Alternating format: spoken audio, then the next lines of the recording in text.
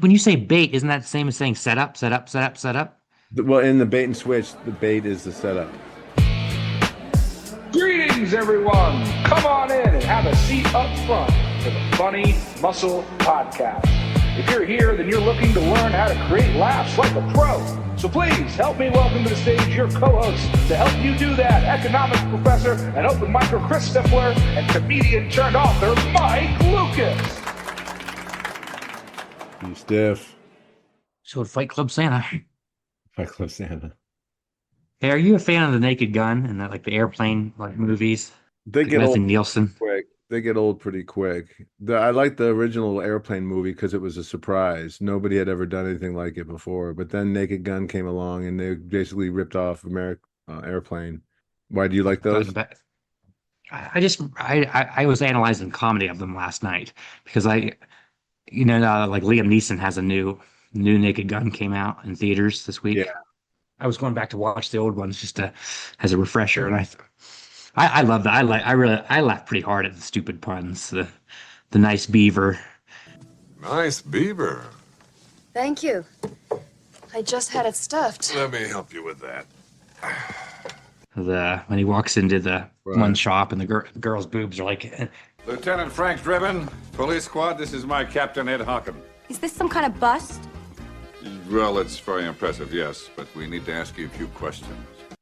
Yeah, Mike, I wanted to run your blueprint, and since Naked Gun, the remake of Naked Gun's back in theaters, I went back and watched the old Naked Gun, and I was curious to look at the methodology of your blueprint and your frog banking and your humor heightening devices, and pick apart how, not Liam Neeson, Leslie Nielsen's, deadpan pun joke, Frank Drebin or whatever his name is from Police Squad, how do they use their humor? Because they're always famous for like laughs per minute. They're not going for big laughs. They're going for quick, fast, pun-like. And so I wanted to pick your brain on how they do it. Yeah. That's why I thought it'd be fun to pick apart a couple bits that I picked apart in my methodology and compare it to your blueprint. Okay.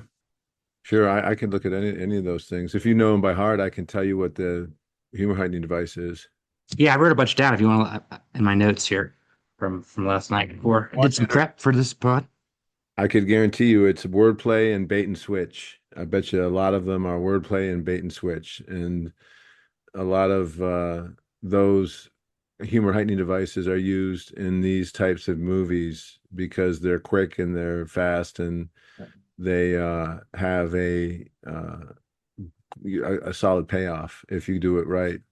Okay, so I listed a bunch for us to look at. Okay, so the first one is like I think this is the third Naked Gun when he walks into the shop and the police are like, "Hey, it's the police. We're doing, we're here." And the girl with big boobs says, "Like, is this some kind of bust?" And of course, Leslie Nielsen says, like, his deadpan delivery, right, and looks like at her tits, and then like, yeah, very impressive. Right. Yeah. So it's a play on words, bust. And so you're just doing a quick wordplay. And it's a bit of a bait and switch too, because is this some kind of a bust? And then at the last second, you realize you're talking about her boobs, not the bust of the cops. Is that a full joke? Like, can you run that through the blueprint? Is there setup norm? Oh yeah. I guess there is, right? So the norm is the bust is the what police term. Right. That's the norm that you're setting them up to, because the premise is you have to realize you're doing a movie, so there's a visual premise too. So the premise is I'm in this there's cops coming into this, they're making a bust basically. And so that's the premise. And is this some kind of a bust is the setup, and the payoff is the showing of the boobs. And then the goofy detective, saying very impressive. Yeah. So in some sense, the bust is the pun, is a connector, right? It has two different meanings. Right. So it forces you to lean into the first meaning, and then Well, it they sets always you up take to it think that literally. you're talking about a bust, but then you're obviously talking about the woman's, Got it. So how do you write that as a comedian? How do you like re-engineer that? Do you look for words that have two different meanings? You're looking for wordplay. That's all you're looking for. You're looking for what word can I use that means two different meanings. Once in a while I do a wordplay, but it's rare. My bed says I want you in me is a wordplay. Yeah, good point. But it's still, I thought it was helpful as a, even though it's an easier one for young comics, but that also trains them to see the two tracks, to set up the connector that has two different meanings, and then a way of jumping tracks where the punchline realizes you're talking about the second track. Well, that's why we use it when in level one when we're teaching. We use that as an example because it's so simple. And so you teach like that's a starting point for like it's like see Dick run or whatever type like Right. when you're starting comment, you try to do a pun, and so that introduces you to this misdirection and punchline. Yeah, exactly. Right. How do you would you pick apart when Leslie Nielsen says, "I like sex like I like basketball"? I could have two lovers. Kinky, but I like my sex the way I play basketball. One-on-one and with as little dribbling as possible. Again, that's a bait and switch Metaphor wordplay. and metaphor. Are we doing like? Well, I guess you could say that's a metaphor or a simile if it's got like in it. My love is like basketball, one on Oh, but one, you're saying, and then but you're saying, dribbling. And dribbling is a play on words. and then one on one, right? Because he's talking about having a threesome with the girl, and then he says, yeah. So it's again, so you're to dissect that one on one and dribbling both have two meanings Exactly. in this Sexual simile. and basketball. Got it. Okay. Yeah, so that's all that the movie is a bunch of these puns. So you have to like that kind of humor. And you have to like the way Like it's delivered. It's delivered real dry. the deadpan, like yeah. But you like Dave Barry too, so he does a lot of that stuff too. Yeah, I'm gonna get for silly deadpan. A couple more just say what you think about Like a midget at a urinal, I was going to have to stay on my toes. That's again a lot of overstating the obvious. okay. And And again, simile. and there's also simile like meaning I am like a And then and it's like a literal interpretation of stay on my toes. well there's two meanings of stay on my toes. That's the whole point is stay on my toes meaning I gotta stay ready for anything and also literally get up on my toes like a little person at a urinal. Again, play on words. Can you tell I don't like these kinds of things? Yeah, I can see your enthusiasm for them. I think they're a good pedagogical exercise because it still forces you to see the Yes. double meaning and write it tight. Yeah, it just trains you to think cheaply and think, at a real core base level. But I got examples of comedians that use that kind of humor. Like a blind man at an orgy. I was going to have to feel things out. Like a blind man at an orgy, I was going to have to feel things out. Same exact thing. It's the same exact structure, right? It's the idiom. They're taking the Yeah, idiom of feel things out and applying it literally and physically to the meaning of the idiom. exactly. And they're kind of combining idioms. So just as a writing exercise last night, I tried to like template those bits, like how would you do it? And so basically I looked at like choose an idiom, write what the norm is, and then imagine it completely literally. And of course, I wrote it as an economist, so I was looking for idioms that economists use. Right. So like you hear like a mortgage person says you're under like your mortgage is underwater. You owe more than your house is worth. Right. So how would you? I mean, that would be the same silly gag, right? You would Are you asking me to write one of flash. those jokes? Yeah, how would we write one? We would Oh, take like the idiom of underwater. yeah, you would just have to take that literally about So I something. brought a snorkel or something. Yeah. Yeah, like to me, that's just a forced joke. That would be a forced that on all levels. Just us trying to do that now, and trying to do um an economist underwater. I mean, you'd have to set it up to have some literal underwater and some figurative underwater. So it's Right. we don't know what you're trying to make a joke about. So, but there's joke structure in my mortgage guy said my house was underwater, so I brought a snorkel. Isn't that the same stupid structure as that airplane Yeah, uses? Is yeah, I guess. But I mean, again, it's like, no, you didn't. Right. Yeah, it would have to be living that deadpan like surreal world of Naked Gun. It wouldn't work Right. for my stand up. Yeah, it doesn't work for many people stand up because it's so basic. You have to really sell the basicness of it. Well, I'm not saying these are good. I'm just saying it was a first year writing exercise that was, I think, valuable.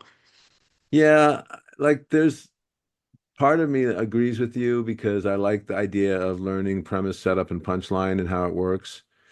But part of me can't stand the writing of these types of jokes because they're so basic that it trains people to do sort of low-hanging fruit. So that's my feeling on it. But I'm a bit of a snob. You're you're a pun snob. I really am. I don't really like puns. I I don't like people who like puns. I feel like they often have an attitude about their puns, and I'm like, they're stupid. What's your attitude? They're cheap. They're a cheap form of laughter. Da da da da da da da da. I didn't say would. I Wow. meant would. What'd you think I meant? Would? No, I meant would. And it's just like, oh my God. But that's me. I grew up with an Oh, it uncle was, who did dad jokes and they annoyed me. You got another one? the last one was this is I think this is a smarter one. I like the ones where they like misinterpret like their order of a sentence. When the girl was describing the suspect, he said he was a white guy, mustache, 6'3". That's a big mustache. Caucasian? Yeah, a white guy with a mustache, about 6'3". An awfully big mustache. I like that. I think they're smarter than just a regular idiom pun or word That's a pun yeah, that's a misinterpretation. okay, that's in your methodology is misinterpretation. Yeah. Yeah. And Okay. I know you meant there's a sort of like an ironicness to it. Like I'm not realizing the stupidity of my misinterpretation. Are you a misinterpretation hater, or do you think that's a little higher level than just the I puns think or the idioms of? that's a little higher level. Yeah. A little bit, I'm not, I shouldn't say I'm a hater of any of it because all of it done well is good, but it's really tough to do the to do the bait and switch well. That's like you're saying that's an easier one to if you're first starting to write comedy though. The bait and switch, the puns, pull back and Yeah, reveal type. but you're gonna get nowhere with that. Unless that's your style, and very few people have that style, then you're lucky to get one joke out of the misinterpretation or the bait and switch. And then, because if you do too many bait and switches, you become like Dave Barry, where your comedy becomes predictable. A lot of his stuff is predictable. It's like, oh, he's going to play a word on this, and then sure enough, he does. Yeah, that's a good entry into. Did you look at the three snippets Yeah, I pulled? I yeah. just wanted to send them Get to you those. so you could see. So if you're a visual learner, you can actually read while we pick them apart. Yeah, so let's look. Let's see. Which one was my first one I gave you? Gallup sent pollsters to Chicago to ask folks. Oh yeah. Okay. So we're doing a little bit breakdown. Let me read the full bit. Gallup sent pollsters to Chicago to ask folks if they could name the six major continents, and the results were shocking. Half of the pollsters couldn't find Chicago, and the ones that did, all but one fell into the Chicago River. Blueprint that. So let's see. Premise is Gallup sent pollsters to Chicago to ask folks if they could name six major continents. The setup is, and the results were shocking. But isn't it like so? The norm is like I'm expecting like the results that people are idiots that people can't even name the continents. They're Right. the residents of Chicago are the stupid ones. They're being polled. But this bait and switch is the results are shocking. The pollsters were the idiots, and then Right. that's the twist. That's the bait and switch. You're saying Right. That the pollsters were the ones that were the idiots because they couldn't find Chicago. And so. We're expecting like the voter ignorance, but we get well, the expecting pollsters. the results were shocking, meaning half of the pollsters, meaning half of you could even say that's the setup. Half of the people there didn't know what the continents were, but it's not. They're switching it instead of the folks, it's the pollsters, and instead of continents, it's the Chicago. Right. That's the same structure as joke structure, right? Is that you have a setup, you get the audience leaning toward the norm that you're expecting the residents of Chicago to be stupid at identifying geography. Right. And then it's subverted by the results are shocking, so it still has that like authoritative, like academic tone to it. And Well, and then that's like classic, they're misdirecting you towards a norm. The results were shocking. Oh, they must not know where the continents are. and then classic Dave Barry, it's just a goofy quirky specifics. Chicago River. I thought also in your structure it's like it's heightening because that joke would work if he just said the results were shocking. Half of the pollsters couldn't find Chicago, Right. and that's a blueprinted joke. But then he heightens it and adds an I extra think it was a tag. tag. Yeah. Yeah, yeah. So in your methodology, it would be like an escalation or heightening. It would be a different perspective. Now it's from the ones that were so stupid. They were worse. They were more stupid than the pollsters who couldn't find Chicago. They found Chicago and then they fell in the Chicago River. Right. How stupid were they? So they're exaggerating. But isn't there like a visual element there too? Like it's even funny because like your mind's eye, that joke triggers like I could picture the Chicago River. I could picture all those bridges. I could picture some stuffy guy in a suit. Sure. Just That's what every joke does. so then, but I wanted to pick apart like there's what I did is I said rewrite this so it doesn't work. So it doesn't the setup doesn't have a connector, it doesn't have like the misdirection and doesn't have the setup doesn't work, so then the punchline won't work. As a writing exercise to see how bad writing can be transformed back in like reverse engineer a bad joke. But I thought it was super helpful because look at the intentional writing. He says the Gallup sent pollsters to Chicago. Like if you ask pollsters interviewed Chicago residents, it wouldn't work. But you intentionally say Gallup sent pollsters. So there's an action of motion of the pollsters traveling. And that really that's the setup. That's the cleverness, I think, of the writing is that like if you just wrote, let's see, Gallup asked Chicago residents to name 6 continents. Half the pollsters couldn't find Chicago. That doesn't work because It's not a bait and switch. right. So I thought I was a worthwhile exercise to re-engineer a joke that works, but badly write the setup to help you see why the setup is intentionally written well. Hmm. If that helps you, that's great. I'm saying like connections in between, even in between the puns that we looked at, there's still like there's a setup, right? So it's still the blueprint, right? You have to get the audience leaning one way, and then the punchline subverts them onto the next track or twists, taps into the second meaning of the pun or the. Yes. Agreed. Okay, that's the first one. What's the second one that I sent you? Rolling Stones one? Hmm. Yeah, so this is an article about Dave Barry getting a chance to meet Mick Jagger or whatever at a Rolling Stones party. And he says, I was in a rock band called the Federal Duck, and we performed many Stones songs. And at the risk of tooting my own horn, I will say that we sounded exactly the way the Stones themselves would have sounded if they were not all playing the same chords. And so The I bait, guess we sounded exactly like the Rolling Stones sounded. And then the switch is if they weren't playing the same chords. right, and it's packed at the end, like it's like a balloon pop at the very end, right? It's worded in such a way that the pop comes very at the end. But I thought this was unique, different than stand-up, whereas like written humor has to rely on like tone and like almost like a authoritative, like it's like a it's like a recognizable saying, like not to toot my own horn. So that like sets up the audience to expect a humble brag. That's the setup. The So premise we're is leaning toward college. If I was in a college band called the Federal Duck, and we performed many Stone songs, and the setup is at the risk of tooting my own horn, I will say that we sounded exactly the way the Stones themselves would have sounded. Is the setup, and then the so what's the punchline. norm there? What are you expecting as an audience when you The, hear that first couple? we're really good, so we sounded just like the Stones. You're expecting like a humble brag, like, ah, yeah, we're pretty good, we're To my own horn, but we sound sincere. just like the Stones. And he basically says that, but then it adds an extra few sentences that then negate, like completely negates or quickly like subverts That's the bait and switch. bait and switch. Okay. You baited us into thinking that you guys were really good, and then you switched it to be that you were only good if the Stones were not playing in the right chords, and then we sound just like them. Right. So you have like that. It's well, the punchline comes in the last several syllables. Right. It instantly subverts itself, or like quick reversal is sometimes what I call that. But the pop is always at the end. That's not just this joke. That's all of these bait and switch. Right, right. But it wouldn't work if you like. So again, this exercise I wrote, I tried to write it bad to help teach myself why it was written good.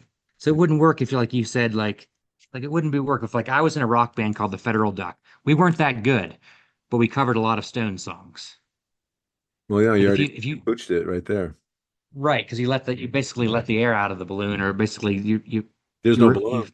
because you revealed the reveal at the like wait in the beginning. Yeah, well, you revealed that you suck. So we're no good. Okay, well then there's no joke. There's no punchline because there's no surprise, there's no misdirection. No. But the way he sets it up with the setup is purposely to get the audience leaning. At the You're risk of tooting expecting my a own horn, we said exactly the way the Stones themselves would have sounded if they were all drunk, if they were all high, if they were all playing the wrong tunes, the wrong chords. and then I try to write some of my own, just in that same structure as like an exercise. So it's basically pretty easy because you can just follow the exact template, but just replace Stones with. Well, it's all bait and switch, so it's easy writing. I guess if you like that kind of humor, that's good. Do you like that? Do you like that bait and switch kind of humor? I just generally am just a huge fan of Dave Barry's because you're doing written writing, so it's harder to you got to rely on the a lot more tone. I think his tone is really interesting because he always has that like fake authority kind of tone. Oh yeah, so this is a lot of his technique and his humor is like he writes like as though he's like an authoritative figure, like a historian, right? But then you expect that the actual like language that he uses it's completely made up. Like The bait and it'd be switch. one thing if yeah. So let's see Dr. Wilbur Calorie. The first big advance came in 1895 when a food researcher named Dr. Wilbur Calorie made the breakthrough discovery while working late one Bait, night bait, that he could no longer pull his pants up past switch. his thighs. So you're expecting something like very intellectual or very like Yeah. historic, And instead is fat that he's fat. but even like but if you could say he no longer discovered he was thin, like that's not very funny. It's still bait and switch, but he then Yeah, I think he's sprinkles in using like funny specifics. yeah, exactly. Pull his Pants out pants up past past his his thigh thigh. is funnier than I'm fat. And for spending many hours in the laboratory squinting at fudge, I So think that's just spending many funny. hours in the laboratory squinting at after spending many hours in the laboratory is the premise. Squinting at is the setup. The norm Because you the no would be I'm seeing like a right, microscope, and someone like, yeah, yeah, and then the bait and switch is fudge. fudge. Dr. Calorie concluded that people gain weight because certain foods contain tiny invisible scientific units that became known in Bait, the honor of their discoverer as switch, Wilbur's. switch. Yeah, So they're all okay. bait and switches, man. Yeah, and the I guess I'm thing confusing. about me is I can recognize a bait and switch pretty quickly, so they get boring for me. It's like Like listening to telegraphs someone them. do a bunch of triplets. Da da da da da da da da da da da da da Yeah. da da da da da da da da da. After a while, you're just like, I get it. Ba da ba da ba da ba da ba da ba da. So that it just gets old if you begin to recognize that. That's why I can't read a whole bunch of David Barry. I like a little bit of him, and then I'm done. I'm like, I get what you're doing, but he's really good at it. I just think there's like even some like writing techniques you can like again, the joke would work if you said he was fat, but he adds that extra sprinkle, like the extra heightening that you call like the quirky specifics a lot is part of it. A lot of his I don't writing know if it would technique have worked is. if it said he was fat. I don't know that that would have worked. It's not clever I don't enough. think it would. I don't think it would work very well at either, but it's still the bait and switch, right? Because you're leaning toward, you're expecting, you have that like authoritative historian sounding writing. Dr. Well, Wilbur yeah. Calorie made the breakthrough discovery While while working working late one night. night that he was fat, like that is in the same vein, but it doesn't show the cleverness of that he can no longer pull his pants up past his thighs. Because what does one do? When I say he's fat, it solves the problem for you. When I say he can no longer pull his pants up past his thighs, what am I making you do? I'm making you the problem together. Oh, he's fat. Oh, Also, it's yeah, so it's visual, and it's also that what we call what do you call that? Like the when you got to put the puzzle together yourself. What's your hiding device for that technique? What do you I call mean that? that's putting it together. That I don't really have a name for that. Glomming onto that's when you say, I get it. But there's a like dopamine hit for the audience, like, oh, I had to put that last piece together, then that now I understand why. Yeah. They like that. They like to do that work. That's what I learned about it as a writer. When you give the reader the opportunity to put those problems together in their head, it's more satisfying for the reading. Yeah.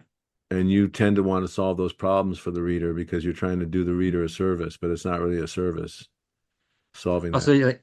like so keeping the loop open, allowing them to close the loop themselves, you're saying, instead of closing the loop early? Yeah. Instead of closing the loop for them, let them close the loop. But this is pretty like don't say hack, but like pretty like you can see that coming. Obviously, Dr. Wilbur Calorie. There's no person named Calorie, but you obviously expect he wants you to lean in and obviously think that he invented the word calorie. And it's almost like a sophomoric twist at the end where he But is says he there a developed Wilbur it. calorie? That'd be funny if there really was. I can't imagine what's the etymology of calorie. Yeah. There's no such thing as William Wilbur calorie. Yeah, I figure it was from heat, Latin for heat. Mm, Colors. colors, that makes Basically sense. how. So that's part of David Barry's brilliance is he can make up things like that and get you believing in it. And the thing about David Barry's writing is it never tells you anything about Dave Barry. You never learn about Like, Dave Barry. You learn about things, but you don't learn about him. Like anything you just read us has nothing to do with Dave Barry. hmm. So, like emotional on the emotional side of things, or what he feels, or what do you mean? Like Like he'll nothing. write stories about what he's doing, or he's traveling to Illinois to walk in a parade with the Illinois lawnmower people. But you're saying that's not. Well, that would tell me more about Dave Barry, but he would probably talk about the lawnmower people more than he would talk about himself. Yeah, yeah, of course, yeah. So we don't learn about Dave Barry as much. Like who do we know? Do you know who Dave Barry is? You just know his style, Yeah, yeah. but you don't really know who he is and what he's into. You don't go, oh, Dave Barry, he loves Oreo cookies, man. He's the Oreo cookie guy. Hmm. Well, okay, then critique my Scotland articles. Are they Dave Barry like, or do they have more of a Well, you're narrative talking about about my? what you're doing in Scotland and about how it affects you as an economist. The economy of words, the economy of location, the economy of energy. So it tells me a little bit more about you, I think. That's what I liked about him. Do you think so? Like a memoir writer, like what I learned from a memoir writer writing that backpacking book is like you got to tap into a lot of like, and it seems like females are a lot better, tend to rely more on or like the romance novel kind of like feelings, Yeah, storytelling versus. the whole point of writing is sharing emotions so that the reader can vicariously experience emotions that they wouldn't normally get to feel in an experience that they don't normally get to encounter. And you give them that. Hmm. If you don't give them the emotions, then they don't get that feeling. They don't get that experience. So the reading is flat. Okay. And your critique is that Dave Barry is just kind of almost the Naked Gun writing is that doesn't have the depth or doesn't have feeling or doesn't have emotion. Not really. Not Hmm. like even Sedaris has more emotion because he talks more about his own experience about the thing. Yeah, definitely know. I definitely know. Like I know. Like I feel like I know it's Sedaris more than I know Barry Yeah, that's what I feel like because too. I read a lot of his essays. But he goes into his like frustration and he taps into his internal brain, his feelings, Yeah. and he's very not shy at admitting about embarrassing moments or Whereas admitting Barry, that he was a he's clever. yeah. But in some sense, isn't every setup punchline twist a bait and switch? No, not really. Well, give me a setup punchline that's not a bait and twist. I mean, anything that's a contrast, anything that's an extension, anything that's Well, what's your Metamucil bit? What's your I want to be oh, put it in your purse. That's a triplet. I don't I don't want to be super rich. I just want to be grocery store rich. I want to be able to put anything I want in the cart. walk through the grocery store, walk through Tom Thumb like a king. Just $15.99 for grass-fed beef. Put it in the cart. $22.99 for a dozen eggs. Put them in the cart gently. $51 for Metamucil. Fuck that. Put it in your purse. Put it in your purse. We are not Metamucil rich. Yeah. First So one, you're put it in the cart, put it in you're the cart, put it in your purse.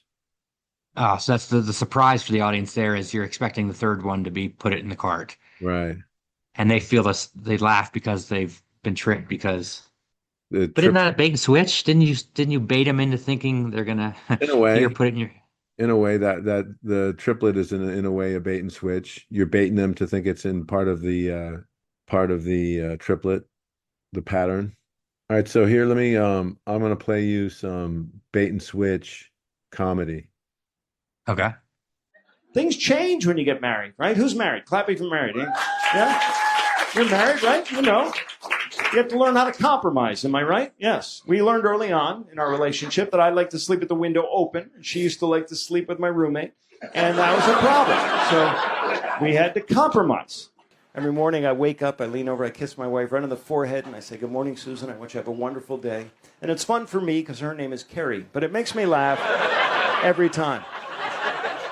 But I you like can see it. those are all bait and switches. But okay, but yeah, I guess most things in my head are bait and switches. Or like when Rodney Dangerfield says my wife was coming, my wife met me at the door in a see-through negligee.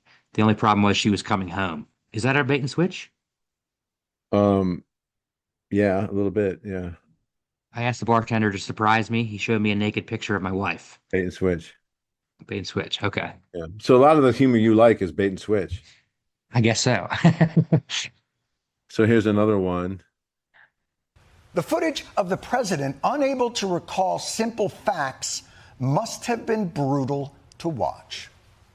James Webb. I don't remember the names. Don't remember the name. I don't remember ever buying something for myself. Do you recall what years you were married to Ms. Maples?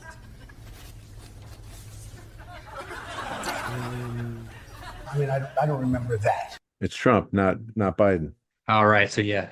But he uses the ambiguous president Right. to force you to. Both.